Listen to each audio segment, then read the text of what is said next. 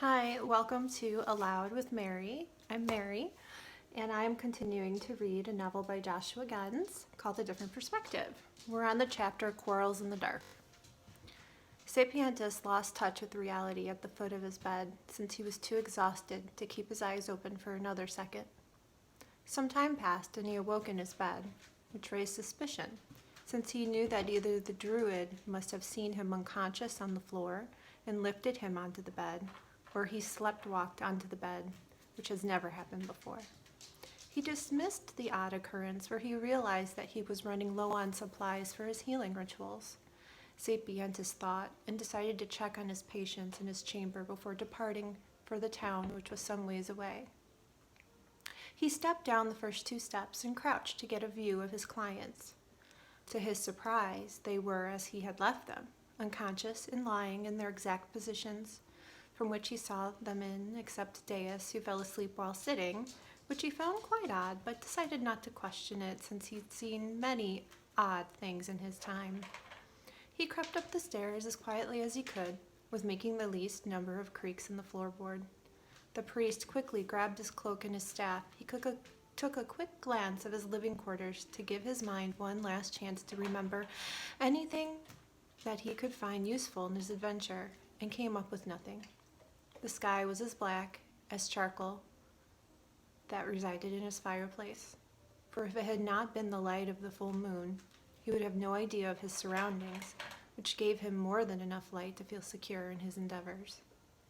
Sapientus tread at a brisk pace for the better part of 3 hours, and found that he was making quality time, since he could see the lights of the town not a quarter mile up the road.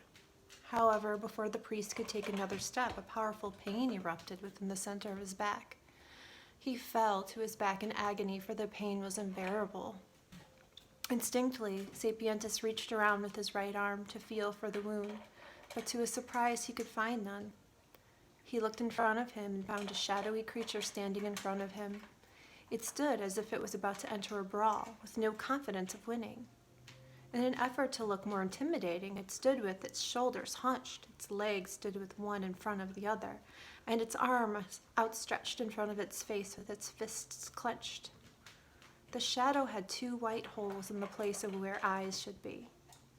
Darting past him, the shadow struck him in the chest as he passed by.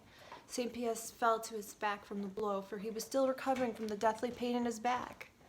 The creature taunted him as it returned next to his head and looked down at him, acting like a dog that knocked over its master in an attempt to play, and waited for its master's next move. Sapientus clenched his staff under his cloak and swung blindly over his head in an attempt to strike his foe's legs. The creature disappeared almost as an instant and reappeared at Sapientus' feet. The shadow, with monumental strength, grabbed Sapien's foot and lifted him off the ground. Dangling upside down, Sapientus swung with his arms wildly, hoping to be freed, but to no avail as each of his strikes passed smoothly through the shadow. After the 10th swing, the shadow dropped him and darted a few yards away. Falling on his head, Sapientus struggled to find his clarity, for all around him his vision became fuzzy. After a few seconds, Sapientus got to his feet and stood facing his enemy. The shadow did not move, for it seemed to be toying with Sapientus, waiting to react to his move. They both stood there staring at each other for what seemed like an eternity when a shadow made the first move. Dashing right in front of Sapientus and within a few inches from his face, hissed, "Where is the druid?" The priest was dumbfounded.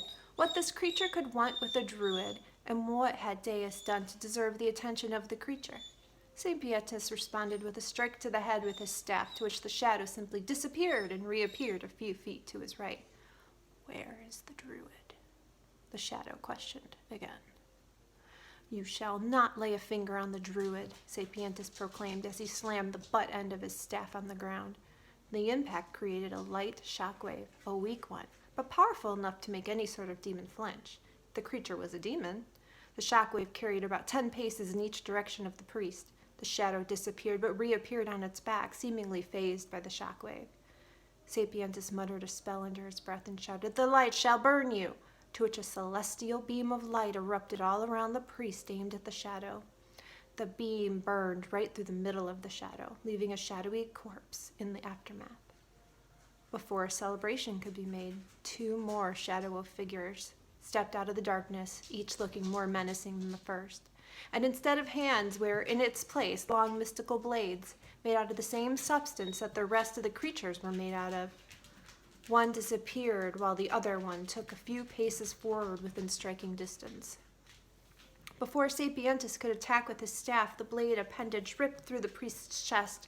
Sapientus fell to his knees, unable to function, for he knew that he would not survive this injury. The shadow pulled the blade out of his back and stepped in front of him. The other shadow placed its blade under Sapientus' chin and lifted his head to meet his gaze. "Where is the druid?" the demon demanded. In response, Sapientus spat the blood pouring into his mouth in the direction of the shadow, which phased right through the creature. Obviously unenthused, the shadow let Sapientus' head go and applied its blade to the priest's skin on his neck. "Where is the druid, and we will end you quickly?" the shadow questioned, sounding impatient. "Then let me suffer," Sapientus insisted. The demons looked at each other for a few seconds, clearly confused by the loyalty that the priest showed. They made no gestures or sounds, for they clearly made a decision, for they looked at the priest one last time and disappeared. Sapientus fell to his side, gushing blood from both his chest and back. He knew that it was only a matter of seconds before he would be claimed from this world. In his last seconds, he prayed. He prayed to his Lord, "God, please keep watch over Deus, for he will need your protection from those devilish creatures. Keep your healing hand over everyone in my chamber, and send someone to finish my work. I'm proud to have been your healing hands in this world, and I am ready to be accepted into your kingdom." Almost on cue, Sapientus drifted into darkness, not light, but utter darkness, from which anything, could be lurking in the shadows, waiting to feed on his corpse. Thank you for joining me. We're not done with chapter Quarrels in the Dark, but you'll have to wait until next time to see what happens. Bye.